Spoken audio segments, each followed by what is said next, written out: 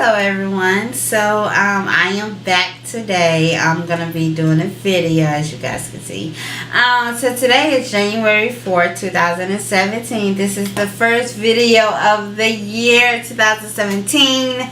As you guys can see, I did do my makeup. I did a makeup video too. But yes, today has been a pretty good day. I've been feeling really good. I've been thinking positive. I actually had counseling today too. With the Women's Center of Jessup, I had counseling today, and it was really, really good. But I do have 3 things that I did want to talk about. So my 3 topics today are going to be honestly what I'm dealing with at this current moment. I am still learning some of the things that we're going to be talking about, so let's just go ahead and get into it, I guess. The first thing that I did want to talk about was being afraid of him coming back. So as a sexual assault survivor, I do have the fear of him coming back to return to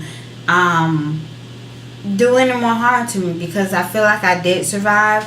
So I feel like maybe he wants to come back. I don't know, and I don't know if he wants to do it again. I don't know if he's angry because I did press charges, and he knows that because the police have already, or my detective has already talked with him and stuff. But yeah, I'm just really worried about him coming back, and I think that fear kind of turns into anger sometimes, where I'll take it out on whoever's around me. And I'm not going to say that that's an excuse for me to be angry or whatever.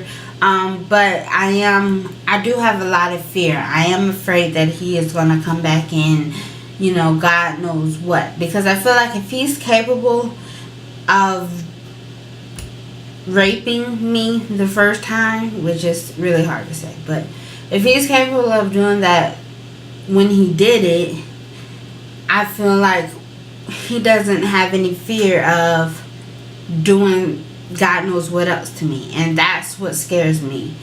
And I feel like a lot of people don't understand, especially I do have a couple of loved ones who don't really understand that they'll just say, hey, he's not going to come back, he's not stupid. But I mean, he did something to me the first time. So when it happened, I just feel like if he was whatever he was, out of his mind or whatever that time, what would stop him now? And I think that really scares me. It's just not, and then me not knowing where he is, because he's not in jail.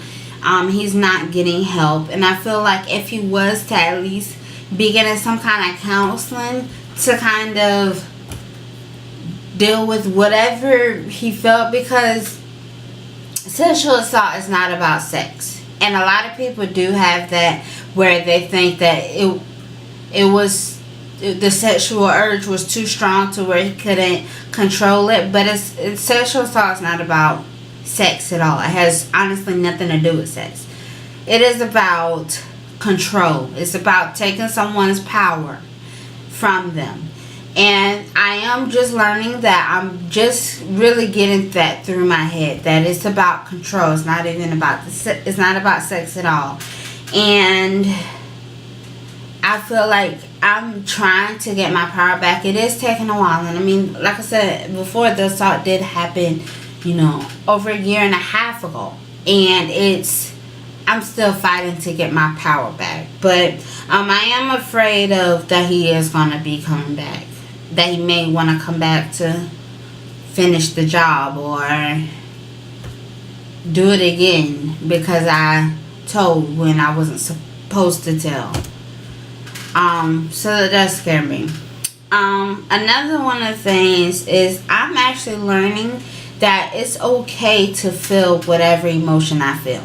Especially during the recovery process, I do know that one minute I could feel so happy and secure and all of this, and then the next minute I'm like scared he's gonna come kick down my front door and do something to me. And I'm learning that it's okay to feel whatever emotion that I feel, and that if I feel that emotion, recognize that I feel whatever emotion. And as you can see, I do have like the skills right here of like tapping and stuff. So for me to recognize that I do feel whatever emotion I'm feeling, whether it's sad, scared, happy, depressed, any of that, and just kind of work my way through it and let myself feel how I feel.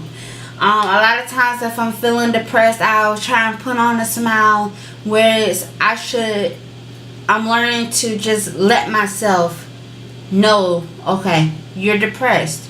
It's okay to be depressed right now.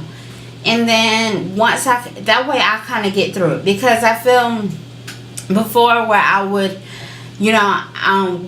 especially with crying. Well, before I would want to cry and I'm just like, I'm sad, but I'm not going to let myself feel sad. I'm not going to let myself get down like this. I am going to be happy. I'm going to be perfect. I'm not going to let myself feel any negative energy or feelings. And the truth of the matter is that I will get sad, and I'm learning that I have to let myself cry sometimes, and that crying is actually a good thing. It's showing strength. It's letting yourself feel that emotion. It's actually facing that emotion. And it's a lot easier to just ignore that emotion and just kind of suppress it and just kind of kick it to the curb or something. It's a lot easier to do that than it is to just face it and feel that emotion and deal with that. So I'm learning to just let myself feel however I feel in that moment. I am learning when it comes to dealing with my emotions, as I'm learning to be okay to feel them, I do have to learn. I am learning new and healthy ways of how to deal with it. As far as with my anger, I did used to lash out and hit and scream and just be angry and try and hurt others because I was hurting, and that was wrong on me. So for Christmas, I did get some boxing gloves, some pink boxing gloves. I also got some boxing mats, some boxing punching mats. And last year for Christmas, I actually got a big kickboxing thing. So I'm actually just using those, and I'm putting on music, and I'm just, anytime I'm feeling angry or upset or scared, anything that I don't really know how to express out loud through my words, I just work it out through there. And that's actually a healthy way of doing it, because it's also helping me lose weight, and it's not causing any harm to anyone else, which is, I don't want to cause any harm to anyone else. Another thing is, before I was assaulted, I was diagnosed with the severe depression and anxiety, or severe depression with hallucinations and anxiety. And not many people know about it, except for now. And it's hard dealing with my depression and stuff on its own, and then to have to deal with my recovery process on top of that. It's really hard, but honestly it goes hand in hand. I do take medication, so when I'm on my medication, I still do feel the effects of the recovery that anyone who was not even diagnosed with it would feel. And when it comes to assault, it is trauma. And with trauma, you have depression, you have, of course, mood swings, you have all this other emotional things that you have to deal with. And then on top of that, already being diagnosed and stuff like that. So it is hard. It's kind of like I'm dealing with a double whammy, which is hard. But I am staying on top of my medicines, And I do know that there is survivors out there who do take medication and is also dealing with their recovery as well. And with me personally, it is hard for me to stay on my medicine because once I get feeling good, I don't want to take the medicine anymore because I'm happy. I feel like I'm good to go. But I feel like I really need the medicine, not only because my doctor prescribed it for me, but because it is helping with my recovery. It is helping me to take things into perspective of how to handle it the right way instead of how I want to handle it if I'm not on my medication, where I sometimes want to handle it like a child, where I want to handle it not right, I guess you could say. So it is hard dealing with depression on top of trauma. I feel like sometimes I do feel like it's never gonna end. Like I'm just gonna be in this whirlwind of sadness and crying, and I don't know. Sometimes I just wanna cry. Like right now I really wanna cry. But if I cry, I'll cry. And I don't know, it's really hard to deal with, of course, the recovery and then the depression and anxiety. And then it's like my mind where I'm on track and I'm doing good, and my mind will like turn it around and say, oh, well, what if he comes knocking at your door right now and you answer and then he kicks down the door or stuff like that. And it's scary. I think I create stories or things that could happen that probably would never happen in my head, and it scares me, and I don't know, it's just scary. It's hard to deal with. Sometimes I don't know, right now I'm kind of like lost for words, but I'm feeling whatever emotion. And dealing with the recovery by itself, you already have these whirlwind of emotions where you don't know, sometimes you don't even know how you feel. A lot of times you're like where you're sad but happy but angry all at the same time, and you can't put your finger on how you feel, because I know, like right now, I can't put my finger on how I feel.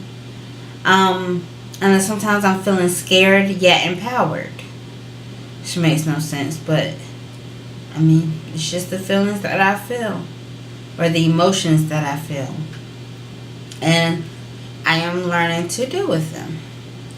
I did get a quote. I did sign up for, it's actually called a fit quote because I am, in the midst of losing weight. I don't know if I told you guys that or not, but I am in the midst of losing weight, and I did sign up for this fit quote where I get it every morning, 9 o'clock on the dot. And one of the quotes that I got a couple of days ago it said, face it, just face it. One of the way to get through it is just to face it. And that quote really stuck out to me. Like ever since I seen it that day, I was saying it all that day, and it's really, kind of helping me get through what I'm learning to do, which is feel my emotions. And it's helping me understand that through this thing of my recovery, I have to face it. I have to face whatever emotion I feel. I have to face whatever fear that I'm feeling. I have to face the sadness. I have to face the fact that I am a survivor, which a lot of times, or I don't really like to, think about that it happened to me. I don't like to think that it will happen to anyone. And I honestly don't wish this on anyone. Like, not even my worst enemy. No one deserves to feel, you know, like their power is taken away from them. But I am learning to face it, to just, whatever I'm feeling, whatever I'm dealing with, I have to deal with it head on.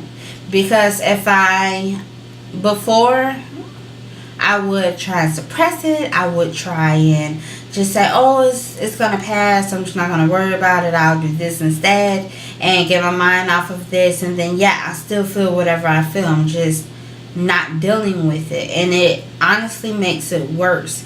Because doing the whole runaround thing and not just facing my recovery and my depression, anxiety, and all of that, it's just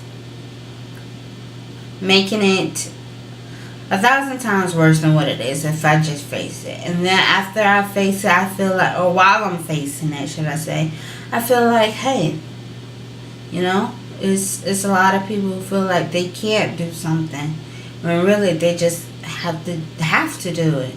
And I feel like right now, me trying to get through this recovery is honestly feels like a survival,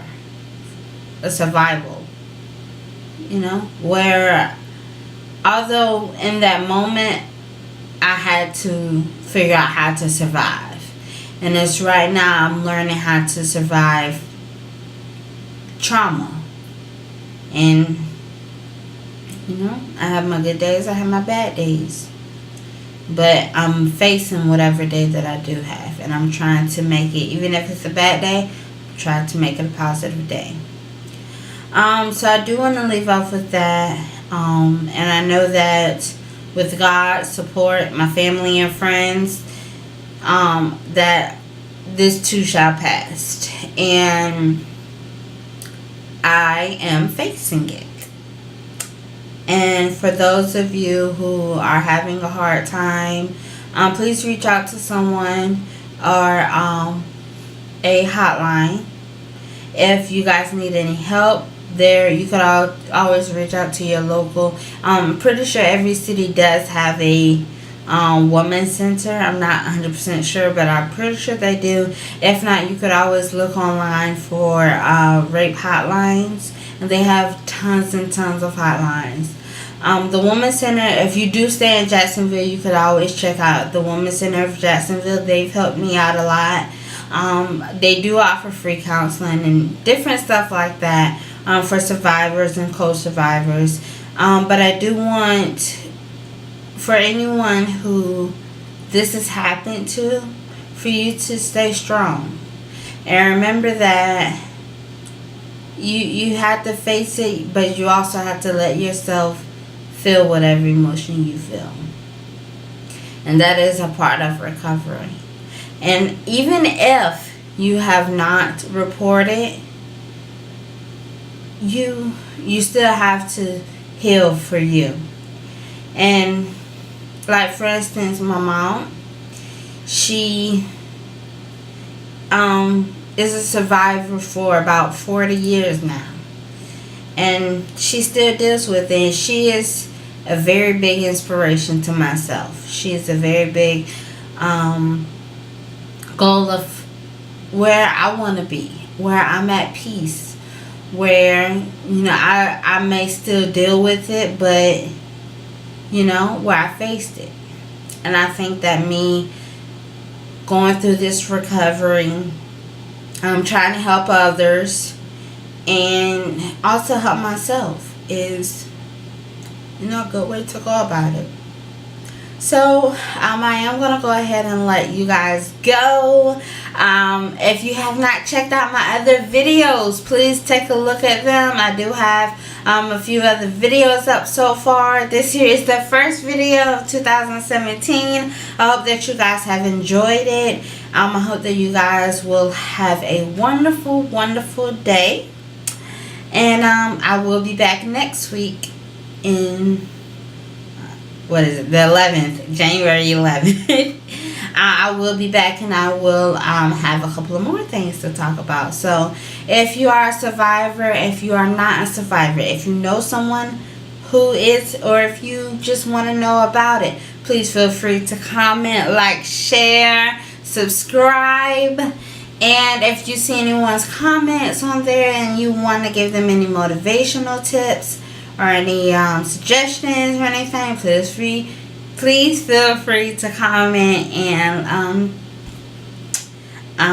have a wonderful day. Bye.